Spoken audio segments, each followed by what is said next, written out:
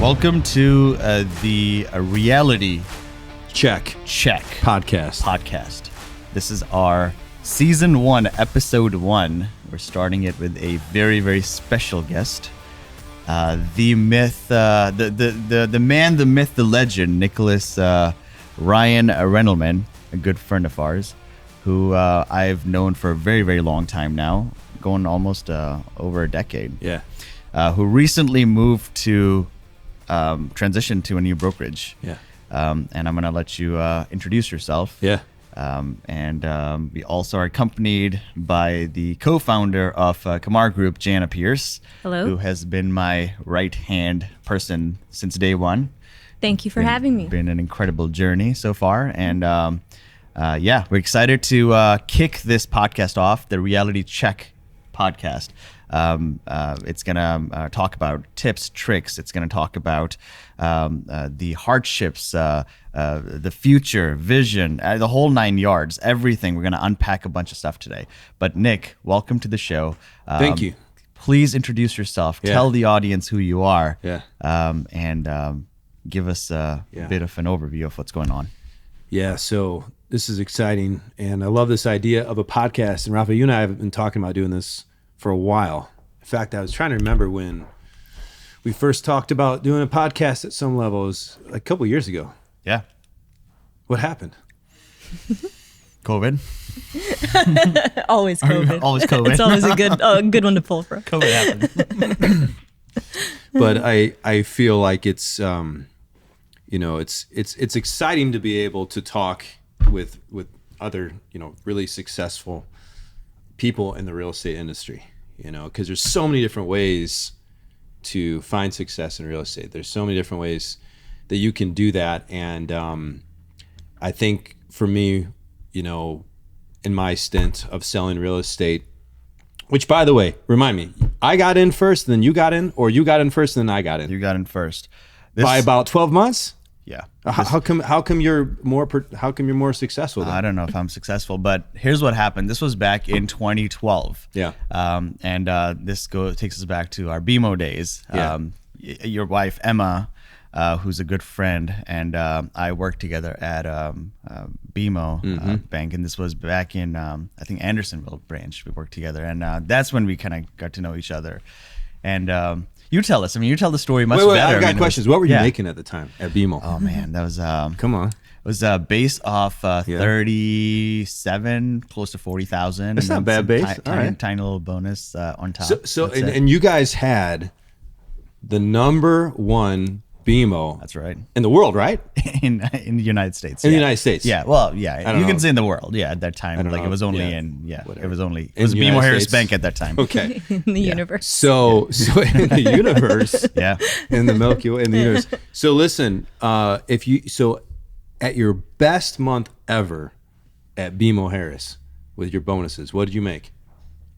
Like what was the best month? Yeah, as your number one bonuses. banker We know what your in base the world. is. Yeah. Wait, were you the number one banker at BMO? Yeah. You were the number one. So you're the number one office, and you were the number one banker. Hence, and the whole fact company. we were number one. Yeah. And Okay, so what did you make in your best month ever for bonuses? Maybe $6,000 on the high side. Maybe $5,500. I don't know. So half a deal. Wow. Tiny little deal. Yeah. Wow. Yeah, dude, what's crazy is we work really hard, and Emma would tell you as well. And we were working the clients as well. We were working there, as much as possible. But what's crazy is when I left the banking industry, what I had made an entire year, I earned that in first 3 months as a real estate agent. Super crazy.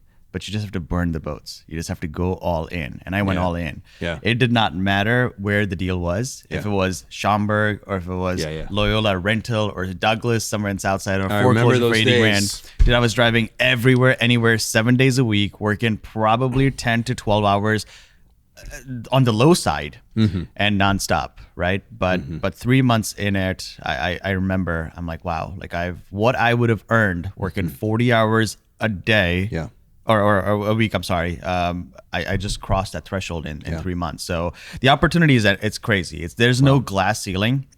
even in banking, once you reached a certain threshold, they won't let you have more bonuses. You were capped, right? But in real estate, as you know, Nick, I mean, there's absolutely no there's no cap, glass ceiling. So since we're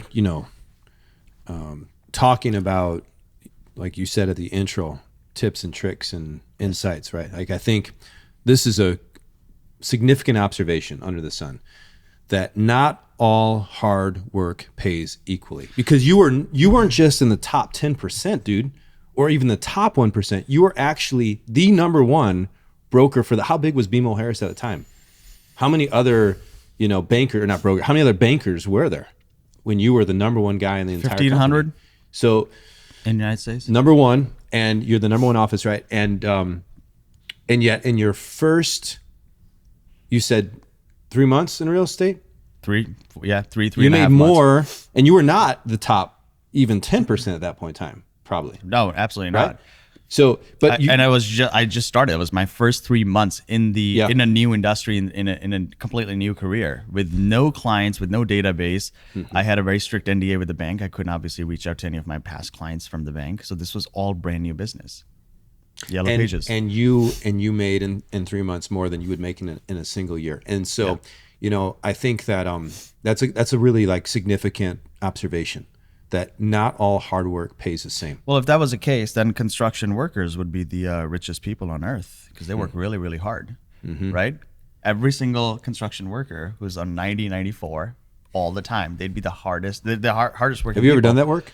I have not. Have you? Janna? I have Janna not. probably has. I mean, extensive background in construction. Yeah. It would be rough, man. Yeah. It would be a very hard job. I see. Well, yeah. I see how hard they hustle and work and all that jazz. Absolutely, right? Garbage men. I mean, all these people that are working nonstop, really, really hard, that no one wants to do. I mean, they'd be the richest people, but it's not really just hard work. There has to be some sort of critical skill with that. There has to be a little bit of luck. It has to be the right industry.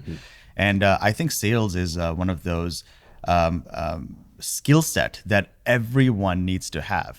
I'm shocked still that they don't teach sales courses. I think they've started now, but it should be a mandatory course in high school as well as in selling. Absolutely. As a way of life, right? So let me ask you, do you guys think that every human being can sell? Janna, do you think every human being can sell? Why or why not? Yeah, I think sell, right? I think every human being can definitely learn to sell. Because my wife does not like selling, and like she is so good at so many things, but like if you remember from the days at the bank when you work with Emma, my wife, she just doesn't like selling anything, right? So like, so continue on, but like, so my mom is probably similar to Emma too. She told me, she's like, I don't know how I got a family full of people who are in sales. My dad's in insurance. I'm in, my brother's Navy, so he's leads thousands of people. And then I'm in real estate, but she was like, I couldn't even sell Girl Scout cookies. But I was talking to her about it, and I actually recommended that book, that Chris Voss book, Never Split the Difference, to her. So good. Because I love how he, in that book, makes it applicable to everybody, whether you're in like a sales position or you're like negotiating a lease for your rental. Sales skills are so important, I think, in every area of life. So you don't have to be a salesperson to need those skills to do well in life, right? Well, not only that, but sales, it's everywhere. I mean, you go to grocery store, you go to gas station. I mean, you're selling, you're in the process of sales all the time. I mean, you ask someone out on a date, that's selling yourself. You ask, I mean, right? I mean, anything you do anything, you ask them to swap a different credit card or whatever. I mean, there's sales everywhere. It's taking place nonstop, 24/7. So everyone is selling something. That's right. Right? It's just they might not be consciously aware of that. Yeah.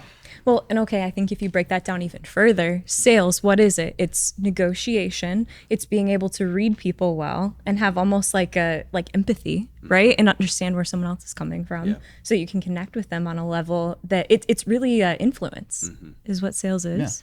Yeah. So influence, I think is a good way to put it. And I think this is relevant because, we're talking about how rewarding a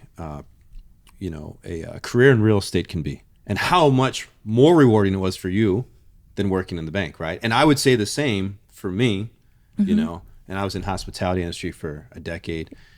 I don't think I knew that. What were you doing in hospitality? I was a server.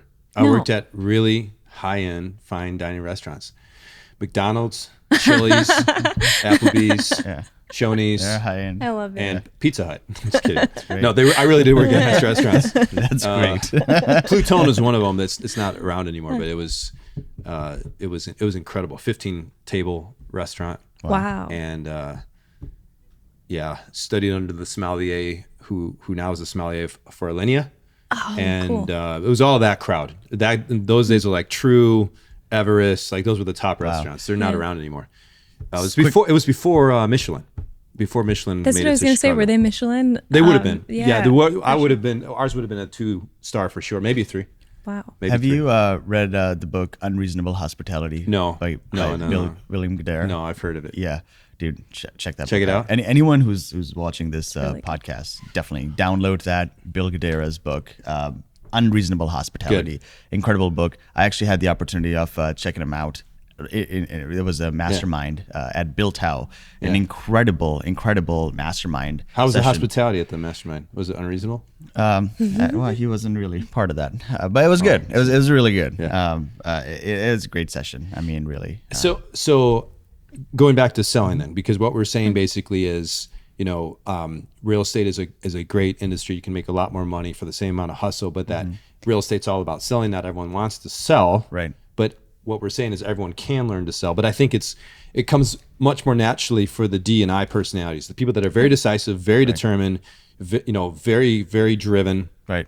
And the I personalities that are very influential, very charismatic, very life of the party individuals, very outgoing, usually find more success in the industry than your S steady, supporting, or C's like cautious, perfectionist. Would you guys agree with that? Absolutely. Yeah. Absolutely. I mean, I'll tell you this too. When we hire or bring people on board, we study their disc profiles. Yeah, I always did that too. Right. We want to know that we're putting the right people because we're all on this ship moving in the same direction. We might be on different seats, right? So we have to identify who's on the right in the right seat, and then once you kind of identify that, you're all moving forward in harmony. You know what though? I kind of want to challenge that a little bit because while I agree with you off the bat, right? Yeah. Because I think that people tend to get into real estate and only stay in it for a couple years if they're not having like immediate success.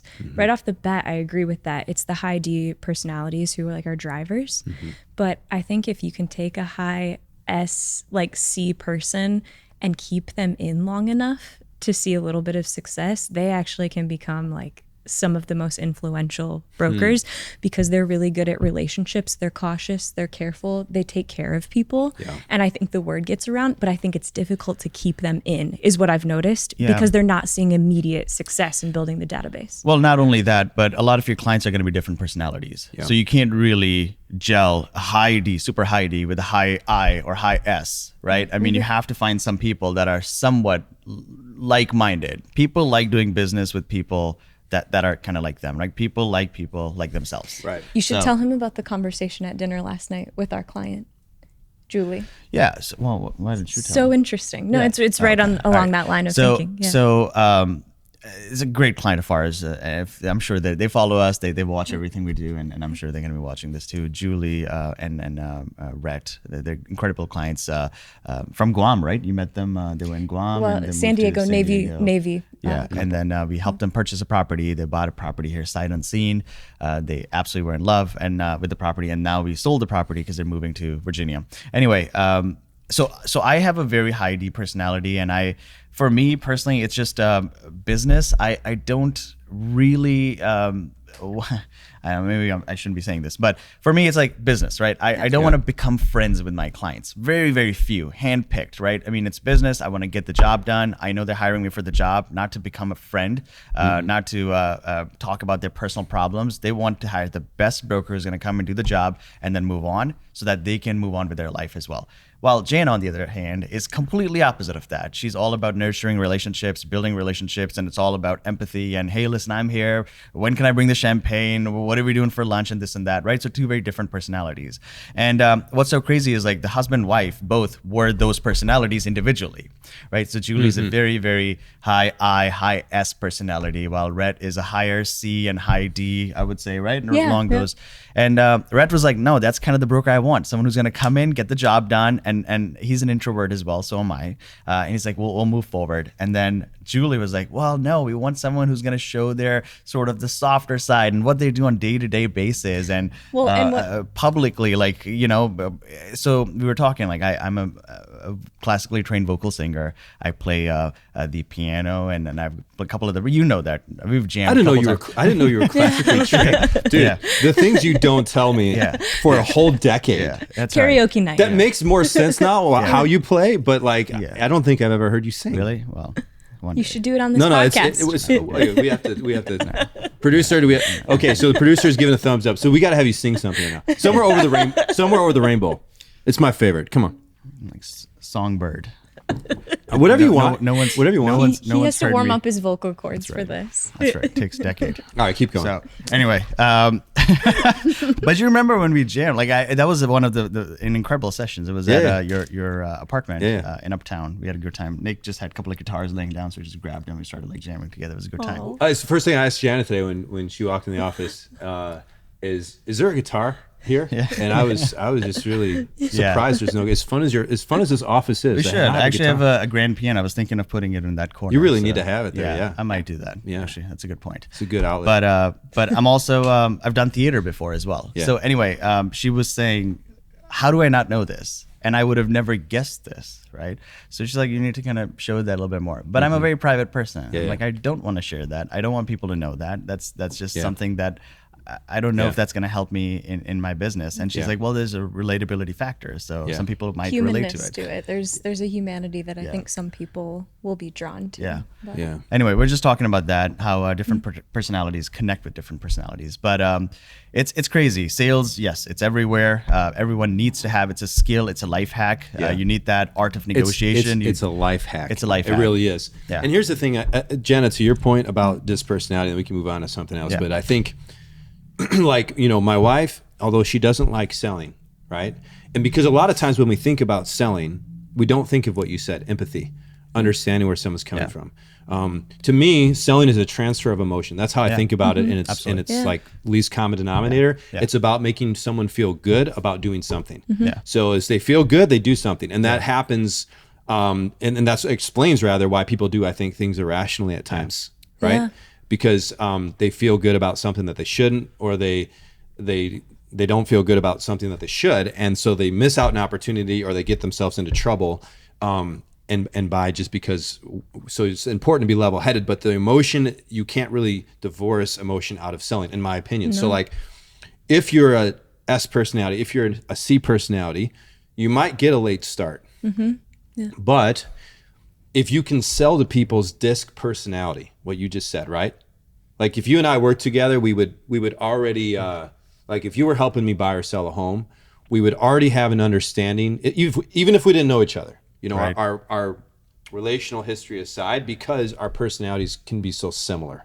And you would read me and you would know what I want. Right. And you would know that I'm about time and save me time, and that's important to D's, right? And I don't want to be taken advantage of. Right. I love that you said that. It's also very, very important to be able to read body language. Incredibly important, equally as important, right? So sales aside, but reading body language is incredibly critical, because if I can very, very quickly tell that this person is in a rush, so I don't have time to like just justify and talk about all these things that like get to the point, right? Or someone's getting irritated or whatever, antsy, or they're looking for more detail, or they're analytical, whatever the case is. You have to read people, and half the battle when it comes to sales is just reading people, the art of body people language. Must always think I'm uncomfortable because I fidget so much. And it's not that I'm uncomfortable, it's just that, you know, I'm I don't know what I am. I'm fidgety.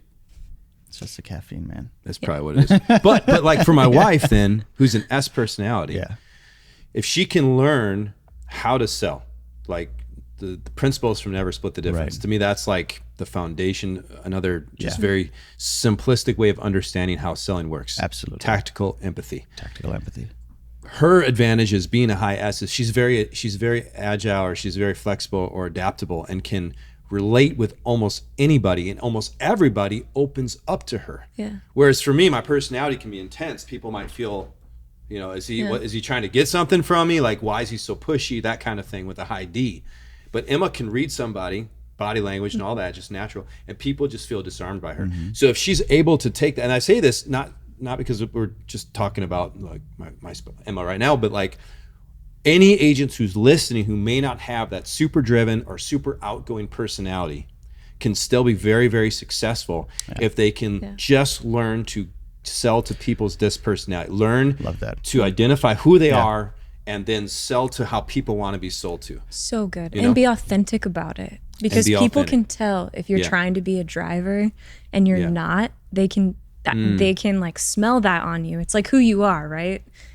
I think it turns people off if they can tell you're being inauthentic to them. Yeah.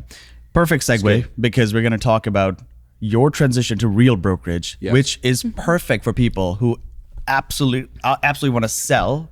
And that's all they want to do. Or some people who don't want to sell and they want to connect with people and relate to people who aren't good at selling, but they still have large network and they can still make tons of money, right? I mean, we've witnessed people making $80,000 to $100,000 a month. Very realistically, it's a systematic approach, and have residual income that only grows and grows and grows without selling a house. We talked about Clayton.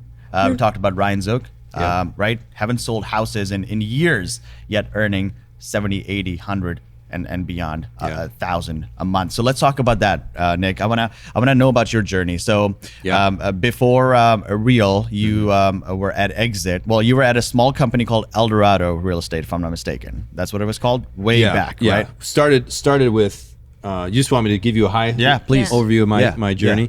So I started with Eldorado, who's the founder, Alexis Eldorado, is one amazing saleswoman. She's a powerhouse. And I was with her for a little bit, and then I got recruited to Exit Strategy Realty with Nick Liebert. Phenomenal leader, very generous leader. One of the best leaders I've ever worked under, candidly. Yeah, great guy. And really gave us a great opportunity to learn the business. And it was in that stint that I built a team, was able to sell over 100 homes in a year and that kind of stuff, you know. And so we came up with a model, and it worked well, and then decided to launch a brokerage, and did that, Your Home Sold Guaranteed Realty.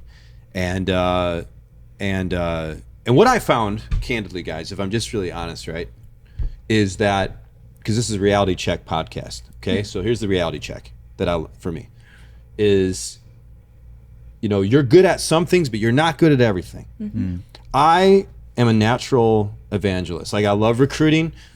I can bring people into a vision. I can pitch a vision. You know what I mean? I can sell from the platform and get people to sign up. That's not a problem.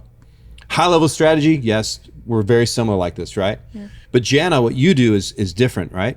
You take Rafa's ideas and you vet them and you poke holes in them and you make sure that they actually come to life, right? That's what you do? Yeah, I take the vision. That's what I say. I manage chaos. So all this chaos gets thrown at me at this like high level, and then I bring it down to the low level and build it back up to where it needs to be. I really think that's how we operate. Integrator, absolutely. Integrator. Yeah.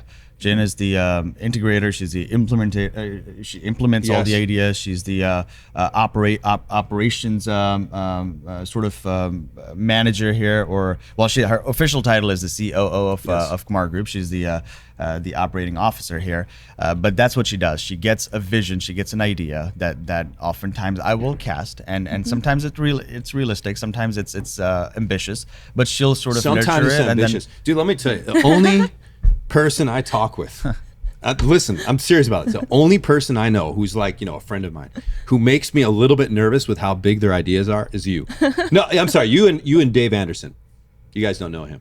Yeah. We should meet him. Yeah, I mean, so big, so crazy, like, so I can understand the chaos part, right? It's like, you know what though, I think it's hard. I think we got really lucky, like when we met and like got along, and it kind of just happened organically that we like fell into these roles.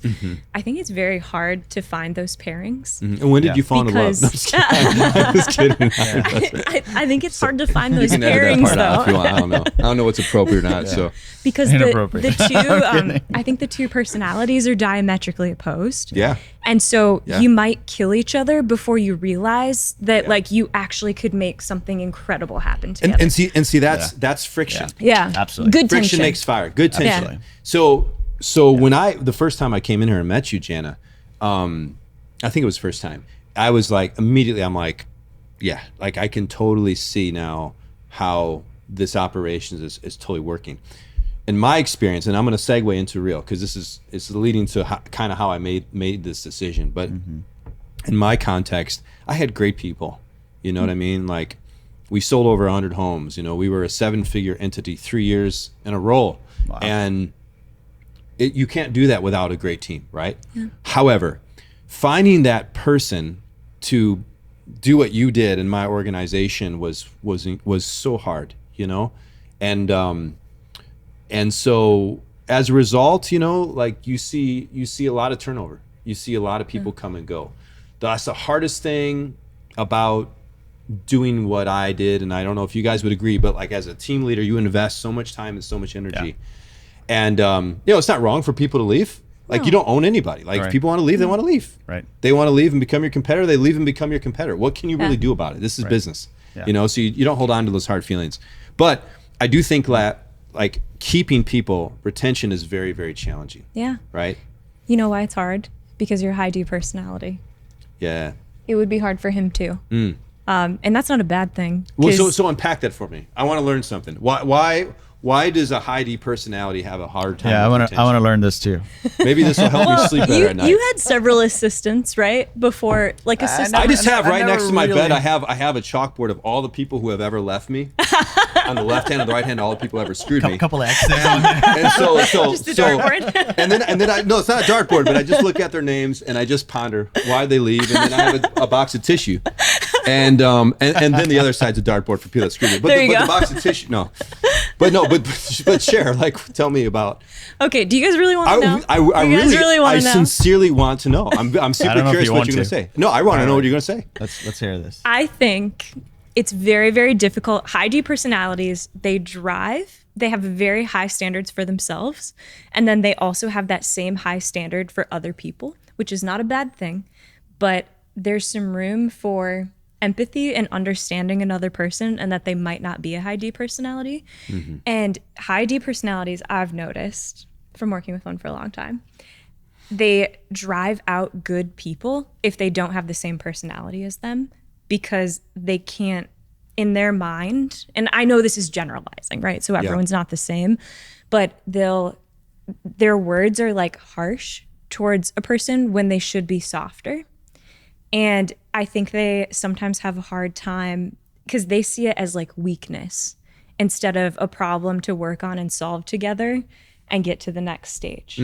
Does that like resonate with you? I don't know if I'm explaining it properly. I'm quick to attribute weakness to something. Like my brain will naturally say, "Oh, this is they're weak here," and maybe not emphasize enough where they're strong. Yep, I don't know if you do that. If I'm honest, that's the critical side. For me, it's 300 soldiers that are going on this battle. Yeah. And everyone has to look out for the one on the left and one on the right. Yeah. If you have someone who's disabled, right, they don't belong into the tribe. They're out of the, you have to drive them out. And that right there, that's the problem. Because it might just be someone has different skills that you haven't been able to flesh out yet. There might be someone who does not belong on the team. That's true. We're going to have our producer put what was that guy from 300 who was a traitor? Right here. This is what his face looks like. This is the guy who put he sort of kind of shared the secrets and everything. Battle of Thermopylae, and led the Persians from the other side.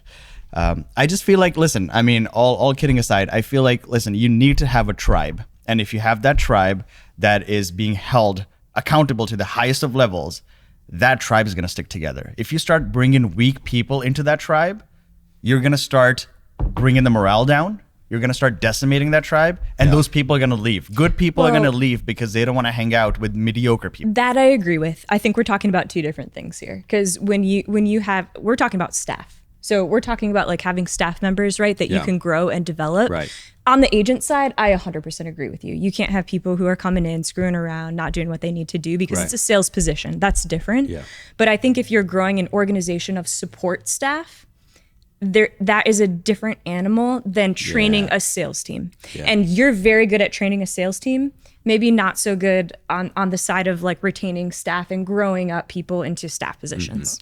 So that's really helpful. I can think back probably multiple times when I was too hard or not gracious enough. And I think that's what's helpful too about the dynamic that you guys have, because you're more tuned in perhaps in that support staff realm and seeing where people are and where they need to go and helping them get there without giving up on them too quickly. I feel like I give up quickly. Yeah, but I feel like that's when you lose organizations, because if you don't have a support staff that's backing up your sales team, what good is that? Yeah, 100%. I understand what you're saying. You have to connect, and yes, you have to have some empathy. That's fine. Yeah. But you can't have empathy to the levels where there's demise of the organization. There are loopholes in the organization. There's gaps in the organization, because your sales team will stop trusting the process and everything falls apart. So your staff and your admin team has to be equally as good as the people that are leading the sales I don't disagree.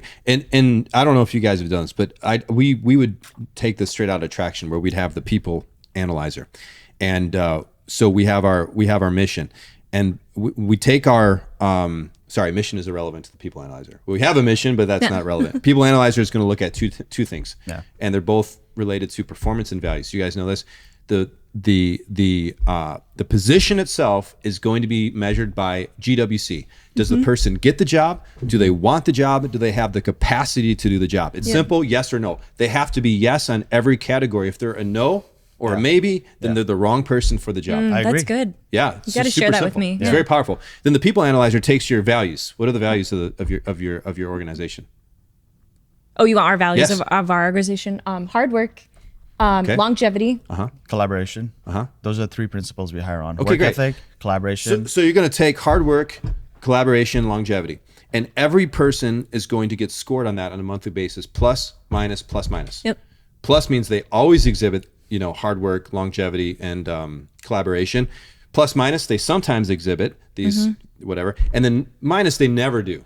Okay, and what you've got to decide is what is your minimum standard for them to continue on. Okay, and so maybe they only can get one check plus, or maybe they can only get two check pluses, maybe they only get one, whatever. Like you decide what it is. And then if they're not meeting that, and you do this every month, someone's go through to make sure every person is meeting this. And if they're not doing that, then you have a conversation. Yeah. And it's 30 days to improve, and that kind of stuff happens again. You tell them again. You try to give 3 examples, right? You guys know how to do this. Yeah. And then after that, you let them go. But so that was helpful for us to have an objective way. And so anyway, we've digressed a little bit. Do you want me to come back to what I did to solve this problem? Yes, please. Absolutely. Yes. So I stopped trying to be the visionary and the integrator, because that put, like, if people are watching this podcast, they might notice that I have gray hair. and the reason why I have gray hair, producer, is because I thought you said great hair. You do have great hair. I was like, you do. Sorry. Producer who doesn't the great hair. The great, I do have great hair. Listen, the great hair is midlife crisis. The gray hair is because I tried to play a role that God didn't really make me to He didn't really create me to play. It was really, really hard to be the visionary, to be the optimist, to have the crazy ideas, and simultaneously organize that chaos and all that. And I try to bring people in, and I couldn't quite ever get that combination right. It's difficult. And so we lost a lot of people. Yeah. And I think you've explained the reason why. Yeah. So for me, where I am right now, and just kind of how I'm looking at this, there's like, I don't want to say it's a hack, although it kind of is. It's a little bit of a, I guess you could say, a retention hack. And that is, if you can bring people in, right? And they've got more than one reason to stick around, it's kind of a hack. Before, it was like, the reason to stick around is the Nicholas Ryan team. What they offer, how they do business, blah, blah, blah, blah, all the value that the team brings. But that was the value proposition, was the team, okay? But now, when you actually pitched to me real, okay? I think we were trying to recruit each other for a while. Whatever. So, that's how it goes with two high Ds, man. Yeah. It's like game of chess. Rafe won. It's like all the sales calls that come in trying to sell me something. I'm like, Rafe won, but here's the thing, right? Like, good good business people can put their ego aside, right? Course. Like, who cares? Who cares at the end of the day? Like, well, the business model won, I think, at the end of the day. The business model won, right. And I don't know anyone better than you and my friend Marcus Ibrahim to look at business models and analyze this stuff. I remember when I started coming to you and I'm like, what about this? What about this? And it's like, you were already researched and had to spread. I mean, you had already thought through this from multiple angles, which I had not done. Our personalities are a little different that way. Right. And but I really appreciated your perspective. But my point is, now I want to attract agents, and I want to add value to agents who want to be a part of what we're doing. Yeah. And when they can come in now, and they don't just have me or my team, but they have all that this organization is bringing to the table, not least of which is 8 different ways of earning income. 8 different ways of earning income. Just on the transaction side. Just on the transaction side. Then there's 4 more other ways on top of that. Yeah. The mortgage, the title, the insurance, and the fintech. Yeah. I mean, so it's like now, if an agent starts to get people under them who are making money, there is just going to be a much higher probability that they're going to stick around when they are making passive income. Whereas before, you like whatever, you don't see the value in the team anymore. I don't have the right key people to continue to sustain it, like you're talking about, Janna, and people leave. But like now, I can bring people in, and if I'm not the right fit, right? Like there's other ways that they can do this and still earn money in the process. And truly, I really, to me, the number one reason why I decided to leave the brokerage I started, and just come and do something new was because I wanted that opportunity. I want to be able to build something that lasts, right? Like I don't want to just sell and only ever be able to be paid on a transaction, because what happens when I'm like 75 years old, But I want to be able to have a legacy that continues to give to me and to my family and opens doors. Absolutely. Even when I'm retired. And I couldn't see that in my current situation, and now I can see that. And that's why I made the switch. Well, I'll tell you this, you can't see that in any other situation. No big brick and mortar, no big box brokerage. That's profit sharing. That's ownership money that's being circulated with the brokers. I mean, we're almost partners in this venture, and this doesn't exist. The company will take off the revenue they're getting, they'll operate on 40%. The other 60%, they're giving it back, right? That's the revenue share. That's a profit sharing. That's a retirement. That doesn't exist anywhere. So you have these residual streams coming in that are in perpetuity, right? That are willable. So God forbid anything happens to any one of us. I mean, it's willable. It goes to family members, loved one, kids, or whatever. That doesn't exist anywhere. I'll tell you, 95% of real estate agents have zero retirement plan. They're sticking to what they're eating what they kill, and that is it. These are stats, right? This is statistical data. I'll tell you, 95% have zero financial portfolio. It might have gone up even higher. So my question: what happens to 95% of agents? Well, when they quit. When they're too old, when they retire. Different job, like.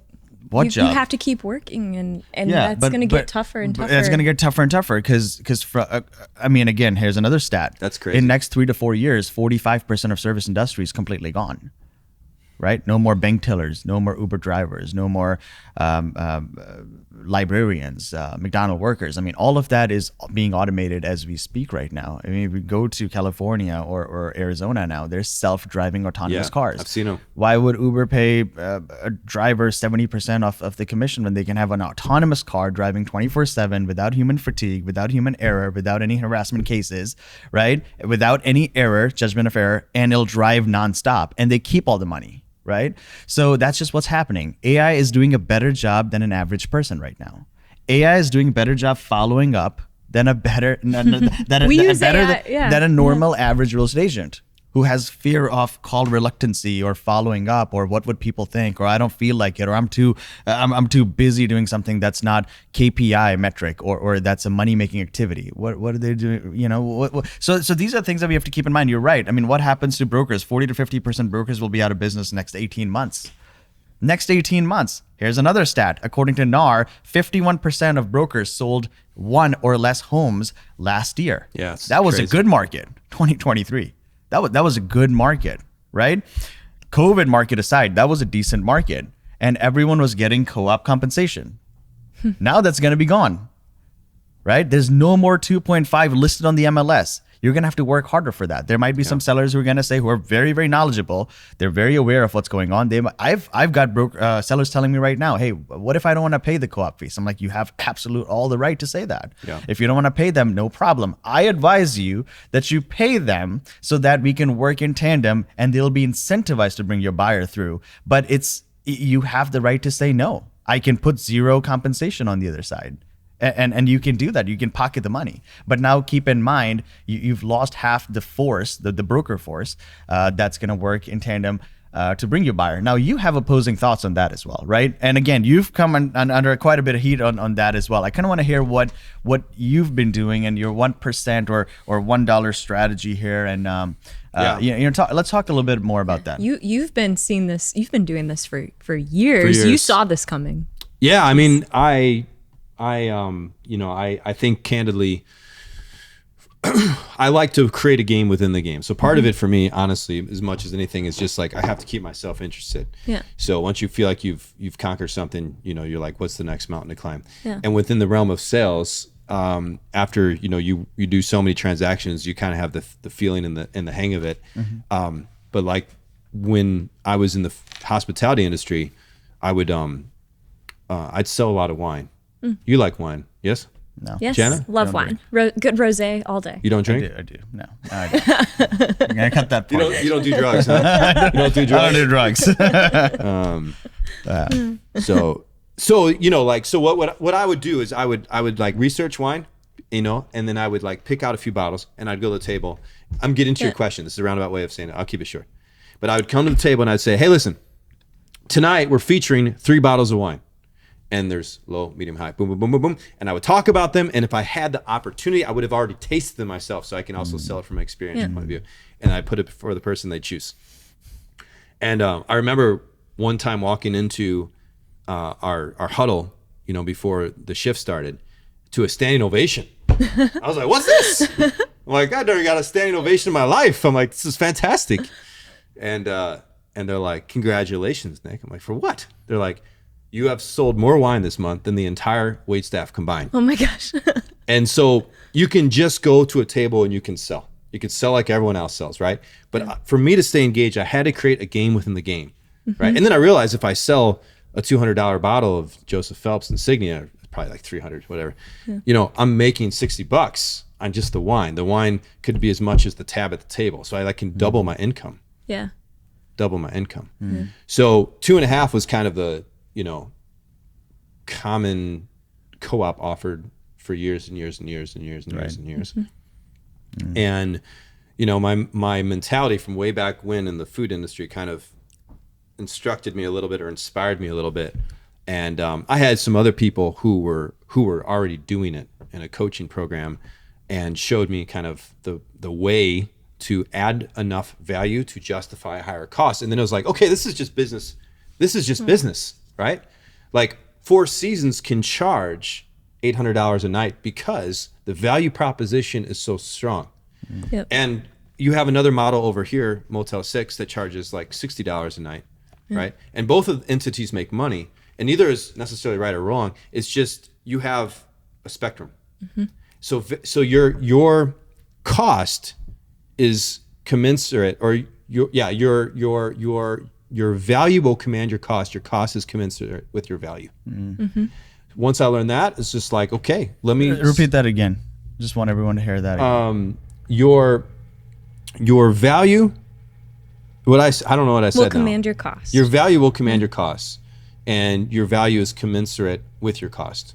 Okay, or cost is commensurate with value. I don't know, whatever. Yeah. I'm mixed up in my brain now how I said it. Yeah, but When I thought about that and I started to apply that, it worked, and I was like, okay, this is great. So let me add as much value as I can and see if I can progressively charge a little bit more. So from 2.5 to 3, no pushback. It was easy. With a buyer exclusive agreement. Actually, the first thing I did was just try a buyer exclusive agreement. I'm like, no one's going to sign. Everyone I talked to was like, they'll never sign. First person I didn't even have a co-op offer. Like there was I wasn't getting anything from them signing. I just wanted to see if someone would sign a piece of paper to say, you're my guy. Yeah. And the first person signed. I was like, wow. And then for the next 3 months, I got like 50 to 60% until I got really, really good at it. And then I was 80 to 85% of the people were signing a buyer exclusive. And then I went from 2.5 to 3, 3 to 3.5, 3.5 to 4, and then 4 plus 0.5% transaction fee plus $495, and had very little pushback. So let's break that down. 4.5% to the buyers directly as a buyer's agent. Yeah. So then what you do is at the time, right? And like this is maybe another thing. Let me just plug this real quick, okay? Yeah. First to market usually wins the most, right? So no one else was doing this. Now it would be harder to do what I did in the same way. You can still do it. If I was still actively working with buyers, I would create a new game and a way to do it, because that's how I have to do it. So there's a way to do it, right? And I have some ideas of how to do it differently now, even with the law or whatever. But like I'm saying that because when I think about Rafe, it's first to market right now. You feel me? Like I don't know. Maybe that was like no, it does. Too obvious plug. I'm just saying, it's all right. It's first to market right now. Absolutely, from fintech component, from the income stream component. I mean, so like even if people don't join real, they should buy the stock. Yeah, Candidly, absolutely. Right? Yeah. REAX, not real. Yeah. Thank you. So then to wrap it up, dude, like that's basically what it was for me. And you know, obviously some people would push back in this, but like if you understand tactical empathy, you know how to isolate objections and how to sympathize, and you've already role played enough to where your solutions are not something you're inventing on the spot. It's very important for realtors. Like if you're in a situation and you're trying to invent a solution on the spot, right? You're in trouble. You need to have the solution ready to go, and then tactical empathy is just plug and play. It's a formula to make the person feel like you're on their side, and you are legitimate. The authenticity part, it's not phony, right? And for me, like I would see people, Rafe, like I remember guys like, hey, will you go to the auction with me, or will you go to the auction for me on Memorial Day and bid on this property? I'm like, it's 3.5%. That's when I was doing 3.5%. So when they're offering me 1% of the auction, I'm like, I have no interest in doing it to you for 100%. I'm just very honest with people. Yeah. But I'll do it for 3.5. He's like, fine. That one transaction probably made me 15 grand, created him about 70,000 in equity. Wow. Right. I remember selling my neighbor's house for 7%. No co-op offered. And for me, Rafa, it was never a problem because we had such a great off-marketing campaign and system with VAs, and it was expensive as all get out to run it. 3 VAs on every listing, but we could go straight to the buyers.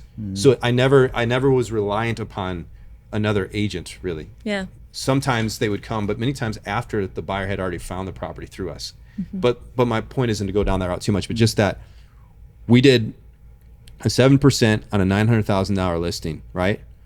And so I made 70 grand on that transaction. Okay, and the buyer agent made 10 grand, and I got so much. 7% on a $900,000 transaction. Yes, because I didn't have a co-op. I told every buyer agent, I'm not paying you a co-op.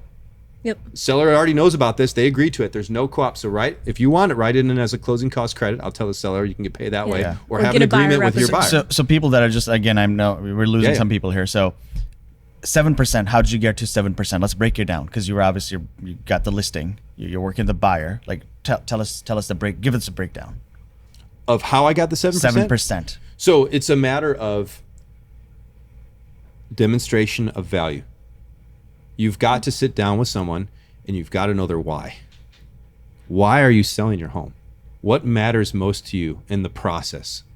What are the things that you value, Mr. Seller? Hearing them out, right?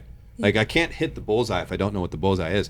And then it's going to be a matter of exceeding their expectations. But you got to know what they're expecting first, right? So you guys already know all this, right? But this is what every good realtor will do, is they'll actually know what the person is trying to accomplish. Not all sellers are the same. But generally speaking, what do they want? The highest price, the least amount of hassle, and they want to sell within their time frame.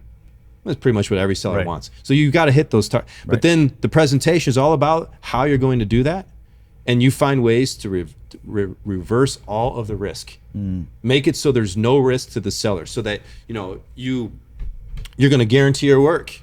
Whatever you're going to do. Like I was running a guaranteed sales program. If I can't sell your house, I'll buy it, or different things you can do. Right? There's a lot of different ways to do it. Value proposition to take the risk out of it. Right? Showing them your buyers, the buyers that are already interested. So in 4 days, we had 4 offers. And I said to the seller, what do you want? He's like, I want $1 million. We were listed for 900.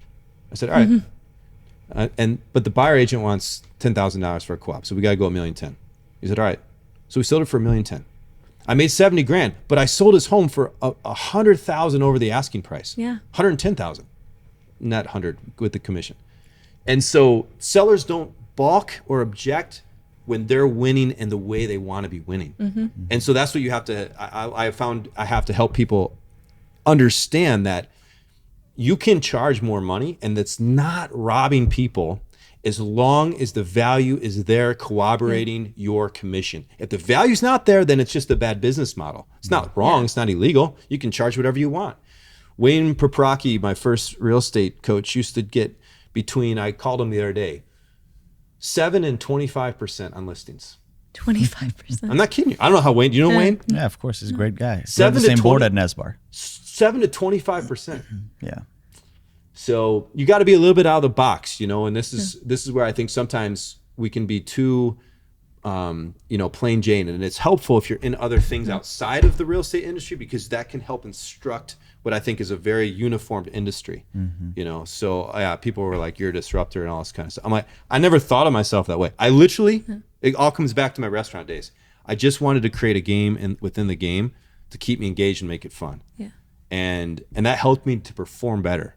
Like if you're only making 1% on a listing, like how motivated are you? I mean, yes, you have a fiduciary, you're honest, you're integrity, you're hardworking, but like at the end of the day, how motivated are you if it's a for-profit business and you're not really making much of a profit, how motivated are you?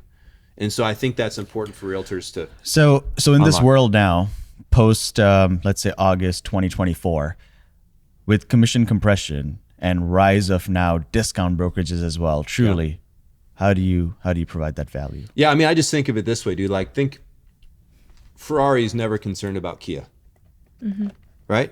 Kia is kind of it's not a, there's some nice Kias. I don't mean to throw Kia on the bus. Maybe I should, whatever, it's too late. I've already gone down this path. Ferrari is concerned about, maybe, I don't know what. Ferrari's, Maserati, not even Maserati. Lamborghini. Yeah, whatever. They're concerned about competing against similar class. Yeah. Right. Kia is not a Ferrari, not even close. They're two different classes. Right. They're offering two different value propositions. Right. Yep. So for me, right, I don't care what the discount broker's doing, because that's never been my class anyway. That's not my model. Yeah. And you're always going to have people that want a discount. Yep. Okay, like you and me. You and I want discounts, and we want really good performance. We want both and. High D personalities are like that. High D's want a Corvette, right? A blue Corvette for the price of a Ford Taurus. The Kia, Kia, but you can't get that, right? So so I think if the customer understands the value proposition, and the value proposition is strong. So what am I talking about? Like as a buyer's agent, what do buyers want? Number one thing, what do they want? Most money. Yeah. Buyers, right? Buyers. A good deal. Buyers. Yeah. They want a good price. Yeah. Yep. And what they need in the home. Yeah. They want a home. Yep. Buyers want homes and sellers want buyers. But the number one thing a buyer wants is a house. Yep. Okay? So if I'm going to have a higher a higher than average commission structure, I've got to do more than the average buyer agent to find them these homes. Most buyer agents are very restricted. MLS search, here's what's available. Here's what's available. MLS, here's what's in this market. Here's what's available. There's hardly any homes with for sale signs. But my philosophy, is it okay? Is it what you guys want to know? Of course, this is awesome. This is for free. I'm just giving it out. Thank you. Yeah, thank you. Because you guys have given so much, by the way, right? Like that's what I appreciate too about the culture here, like the reciprocity. So much collaboration. So much collaboration. Yeah. Well, we'll talk about the call night the other day. I mean, how cool was that? Holy cow, dude. Tuesday night, right? Ivani and you guys and us, and it was so much fun. I mean, it was amazing, dude. Cool. I mean, the culture is absolutely something completely different. I mean, we have known each other for over a decade. I've known Ivani for a very long time as well, but we've never had this sort of collaboration ever before. Yeah. Because we're all now working in tandem together because it benefits each other. It feels safe because everything that all of us do benefits the other person. That's right. And it doesn't always feel that way when you're in separate. You feel like you're competing, which is like the lowest vibration you can have, competition, right? Touche. Yeah. And that's why I was excited about moving over here, because I think we have the most brilliant minds under one roof and they feel safe to collaborate. I agree. I concur. I mean, I really do. And that was a huge reason for me to move into this role. Sorry, we didn't. We want to hear the rest. I lost my track. What was I talking about? You were going to share something that you're like, I've shared. It was important too. Yeah. You were just about to share the most important, the reality check for everyone. Shoot. Okay. It was. Were we on buyers still? Yes, we were talking about buyers want a home. Mm-hmm. If I'm going to, I think this is where I was going, unless I already said it.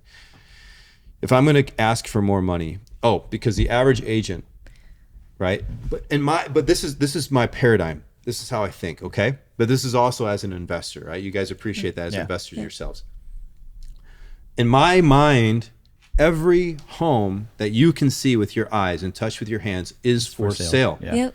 There's no such thing as something that's not for sale. It may not be publicly listed. Right. The seller may not be thinking about selling. They may not have talked to a realtor, but that doesn't mean you can't buy the home. Right. Yeah. The best deals that I've ever, as an investor, purchased were either not on the public MLS, and in some cases not even listed at all anywhere. No private network, not coming soon, nothing.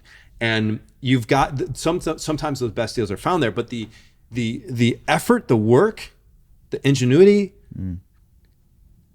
required to find those homes it's a lot. Yeah.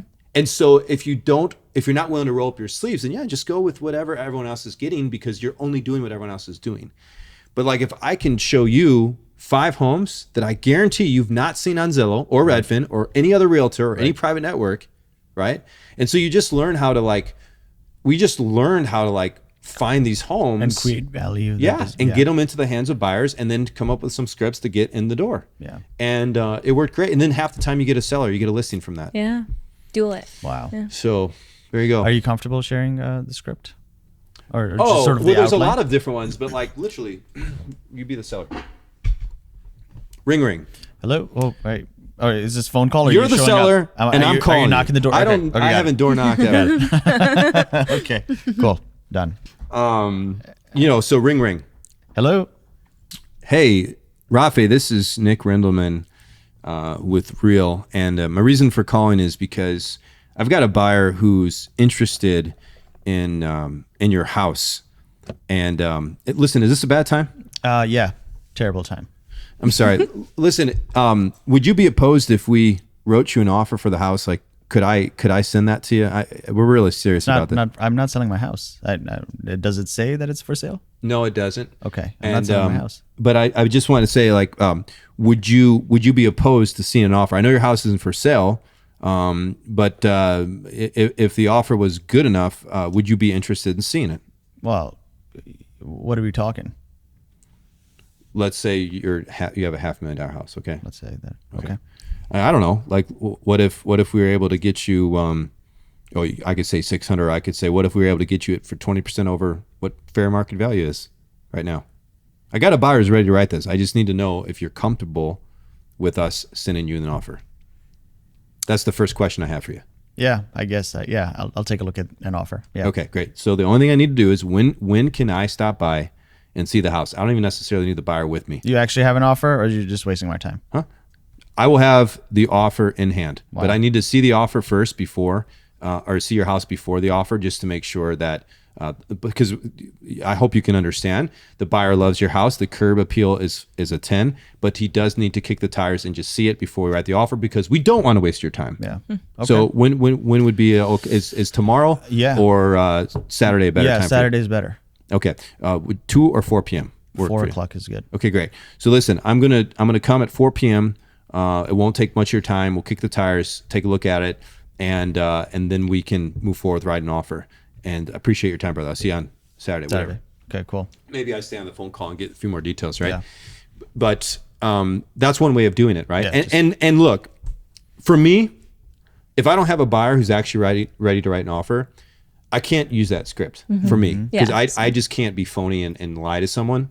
But I have found that asking them if they would be open to seeing an offer is a key to get in the house. Okay? The reality is, very few times does the actual buyer I have end up buying that house. Right.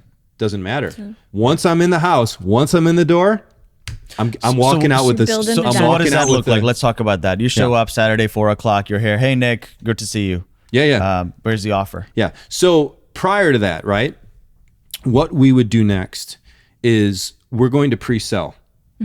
So even though I didn't tell him I'm going to do this, I'm going to do this. Right.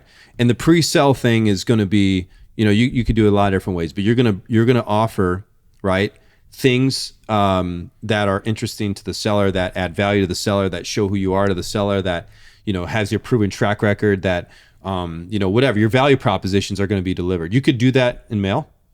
It could show up as a packet to their house, right? You could do that online, right? We used to have a URL with the person's name. So this is a pre-listing packet kind of thing, right? Okay. Right. So you're pre-selling them. Yeah. Because the thing is that if people say, I just noticed your logo on the back. There's 3 of them. Nice. I found one. 2 more Easter eggs to go. Yeah. If someone is open to seeing an offer, right? At that point in time, they're willing to sell for the right price, and virtually that could be said of everybody. It's just not everybody really realizes what you're saying, right? And some people are too incredulous and skeptical, so you don't always get everybody. But as long as people are saying yes to being willing to see an offer, now all you have to do is help them understand the short process to being able to see an offer. You only have to get them to subscribe to the short process and close that gap, because they've already said yes to the end result. So now you just have to close that little gap, right? So that's pre-selling. Then when you're showing up, it's sitting down with them and just say, hey, I got a couple questions. So why, I know you weren't planning on selling, but why would you be selling right now? Like it's for the money, right? And what would you be doing next? And you just kind of, and you basically now you're doing the listing presentation. Yeah. You're probably doing an abridged version of it. The other way you could do it is you could come in there, you kick the tires and tell them all the stuff that they need to do to get top dollar and this and that. And then you can kind of show them your value and how you would help them do all that stuff.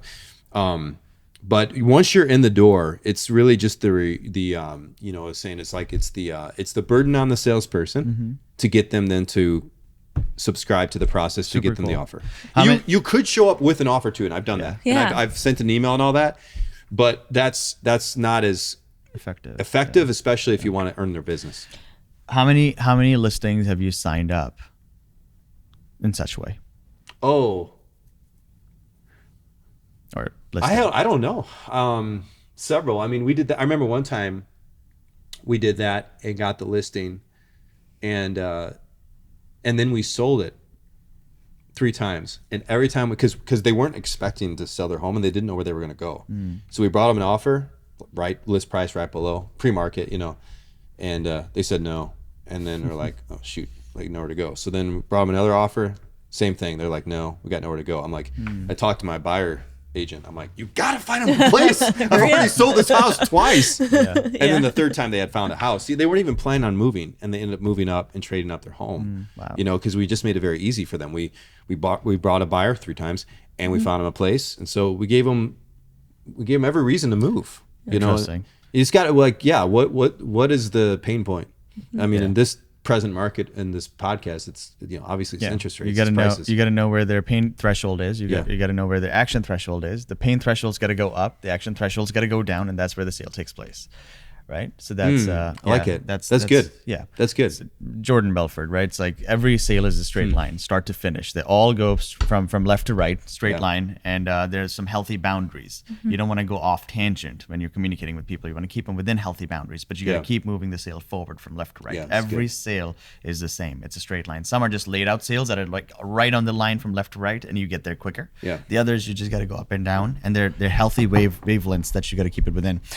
Nick, let's switch gears again, and let's get back to talking a little bit more about Real. Yeah. So you had a franchise. You sold that franchise, or you sort of parted ways with Your Home Sold Guaranteed. I believe that's the former franchise. Yeah. And you transitioned over to Real. How easy or difficult was the transition? And maybe tell us a little bit more about, I know you kind of touched on the flexibility and residual and multiple ways of earning income, but why don't you break down a little bit more about why Real? Why? I mean, there are a couple other models too. They have similar cloud-based models. I mean, I looked at EXP. You know, I looked at EXP, and I've had guys from EXP trying to recruit me forever. Right.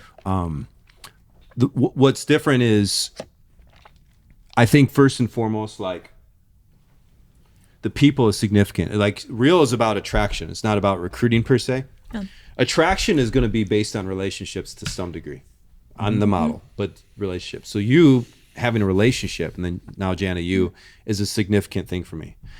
As I get older in business, like, I want to do business with people whom I am having fun with. Does that make sense? Yeah, absolutely. Of course. The gray hairs, like, we never got back to the gray the great hairs. The great hair, the gray hairs. You know, but I think that's significant. And the culture, the people I've met at Real, feel like they're fun to work with, and they're very focused. And everybody I've talked with has been willing to bend over backwards, and that to me speaks volumes, right? Yeah. So the value proposition is very strong for me, because there is what you said, Janna. There really is that sense of people want you to do well.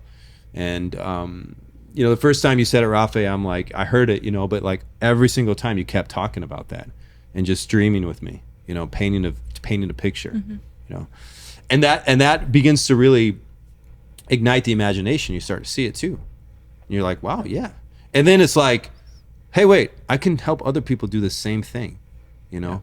And because we're first to market right now, I mean, it's maybe not first, but I'm like, we're very, very new. Yeah. It's recently in all 50 states. We are somewhat first in the market. Philosophically, like, to the state of Illinois, 260 agents. I mean, 250, I think. You might as well be new to first to market. I mean, it's very new still. Yeah. So all these things makes me feel very, very excited. And then the technology, the different things that Real's doing that I haven't seen any other real estate brokerage do. Right. Yeah. And how advanced they are. I mean, really advanced with stuff.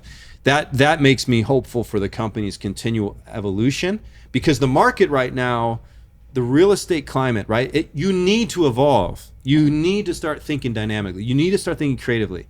If you're just going to do things the way you've always done them, you may get smoked, right? Like Good to Great, or how the Mighty Fall by Jim Collins.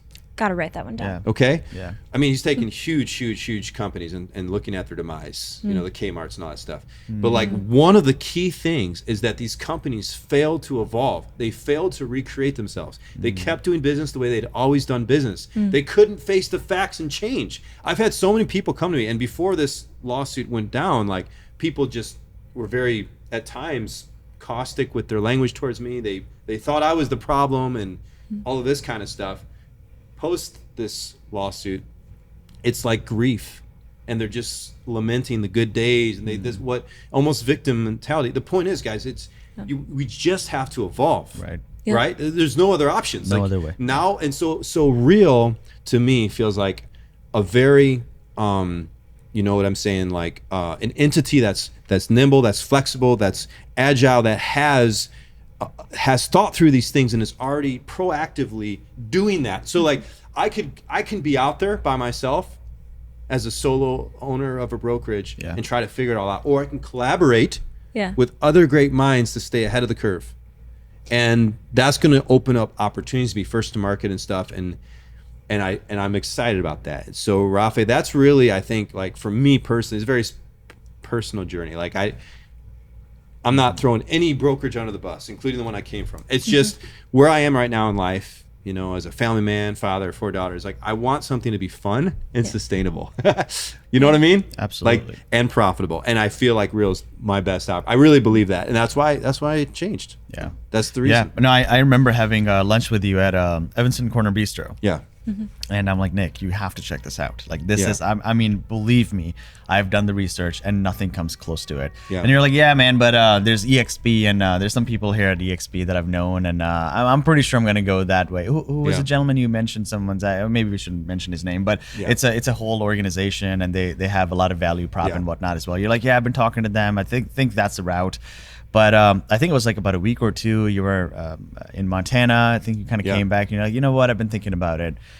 Let's talk more about it. So something obviously triggered over there. Yeah. And you're like, maybe this does make sense. And for me, it was, listen, we were looking into EXP as well. They trailblazed the whole cloud-based model. But so did Nokia and Samsung and Motorola. It's the cell phone industry. But Apple came in, made the whole concept a lot better, unique, sexier, clean, lean, user-friendly, and that's why it's a $3 trillion company, right? Or whatever. Yeah. I mean, it's. And when you broke that down to me, I'm like, it sort of debunks. It's not that the first person to market always stays the first in the market, and that was the point. And I was like, so somebody can come later and take an existing model and improve and make it better, right? Absolutely. And I thought, okay, that's logical to me. And then I started to investigate and do my own due diligence on Real, and I'm like, yeah, there's some things here that are really different that I don't see anyone else doing. Yeah, go ahead. Sorry, I didn't mean to. They're simplifying, I think, a very complicated process. Yeah. And making it available to everybody. At the grassroots, that's how I see it. Like, they're simplifying the title business, the mortgage business, the insurance business, and saying, here, this is a way for you to be profitable at kind of our expense, because they've set up the groundwork for that. And that, I think that's like a huge part of it, is they're making it very easy. Yeah. I mean, those are more complex streams of incomes that a lot of brokerages can't really identify or can't really compete with, because oftentimes it's taken at ownership level.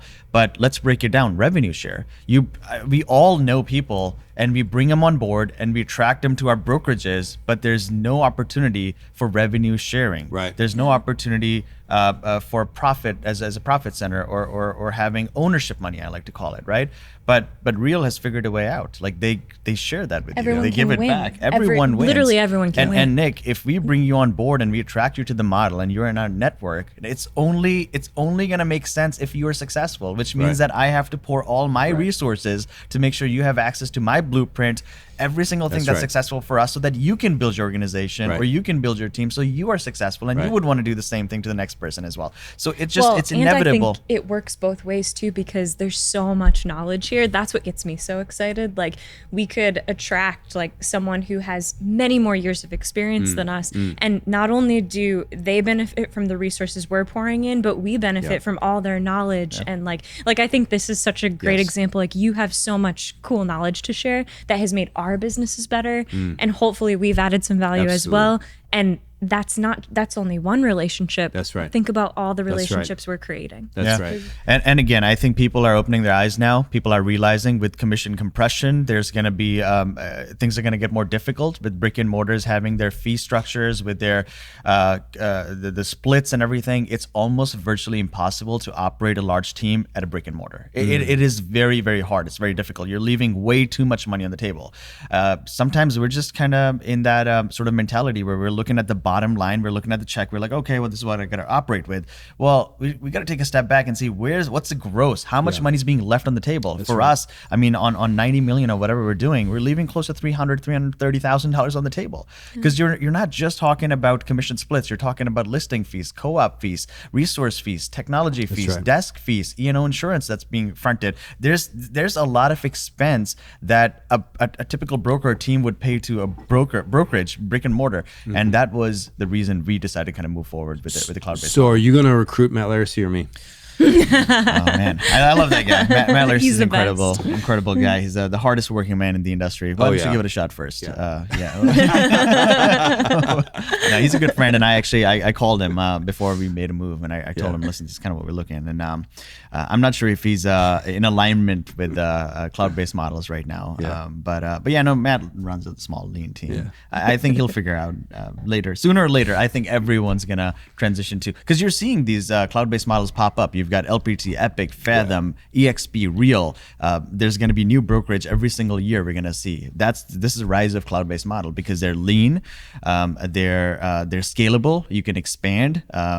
You don't have to pay for the brick and mortar. You don't have to pay for the human capital because these companies are heavily investing into tech, AI, because they're taking the support tickets down, right? I mean, because AI is available. Real, I'll talk about Real. I mean, ever since Leo got introduced, the human support ticketing went down by 40% on broker level. Yep. They're going to introduce this for consumers. I mean, if that's available, all your clients, all the consumers, they don't have to call the agents anymore. They don't have to call the brokers anymore. They can click on Leo and say, listen, where's my earnest money due? When is it due? When's it closing? Who's my inspector? What's my broker's name? What's my closing date? I mean, all these things are. Who am I? Yeah, who am I? What am I doing here? What's my social security? Where do I live? What is my purpose? AI will probably be good for people with Alzheimer's and dementia. Yeah. Right? Okay, so to wrap this up, yes. Okay, Reality Check podcast. Real quick, in 60 seconds, share your most humiliating moment in real estate as an agent. 60 seconds. You want to go first? Oh my gosh, I have to think of one. I got mine. If you don't yours. Okay, you share. My most humiliating moment was the time that I showed a house. Don't ask me how this happened. I showed a house. We wrote an offer, nearly went under contract, and actually it was for the wrong house. It was two condos. We showed the wrong condo and wrote an offer on the wrong condo. Yeah. And somehow an agent let us in and all of that kind of stuff. And somehow it was the wrong condo and we almost brought the wrong condo. That is insane. I got fired. Oh, no. Rafa? Man, the most humiliating, I'm trying to...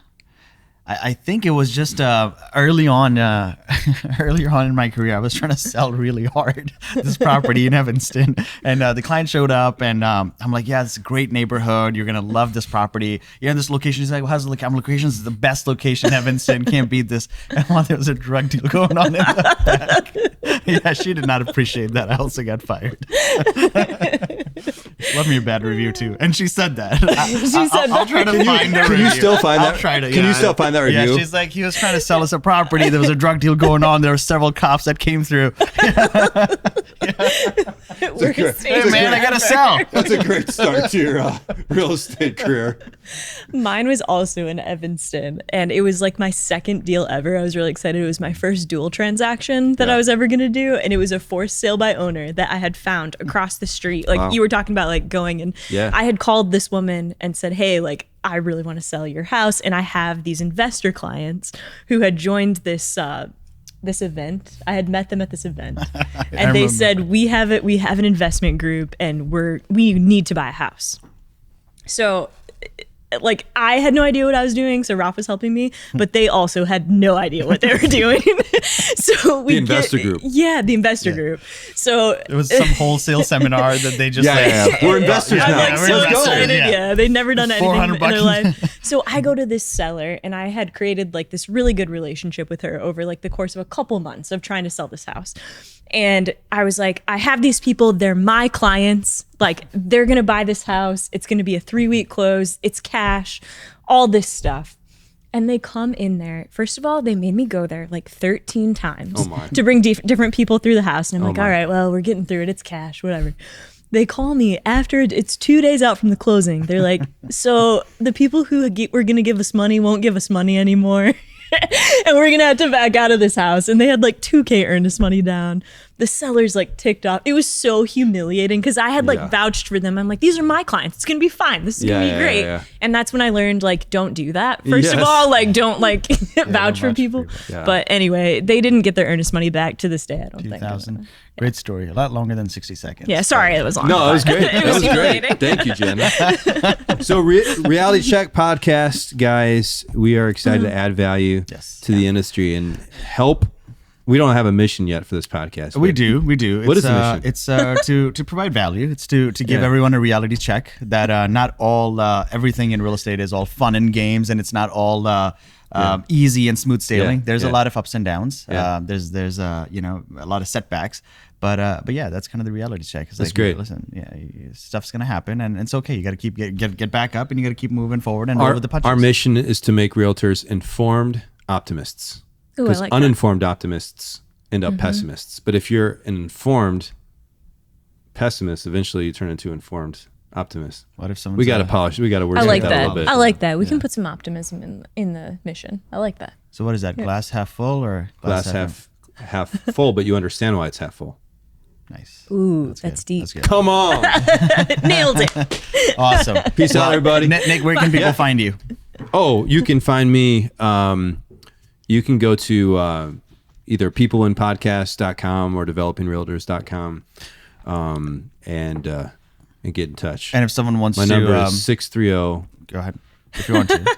If you want to, publicly put it out there. 631-8600. So if people want to learn more about Real and they want to get in contact with you, they can... they can get in contact with me. Developingrealtors.com? That's fine, yeah. Fantastic. Yeah. We're excited. Janna, where can people find you? Yeah, you can find me at Janna K. Pierce on Instagram or email janna@kamargroup.com. That's QAMAR group.com. Yes. Good. And you can reach out to our group at just Kumar Google. Just Google.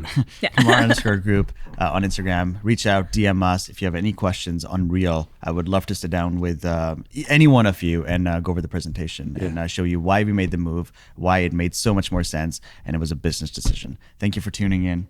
Thank you. We'll see you at the next show. Peace.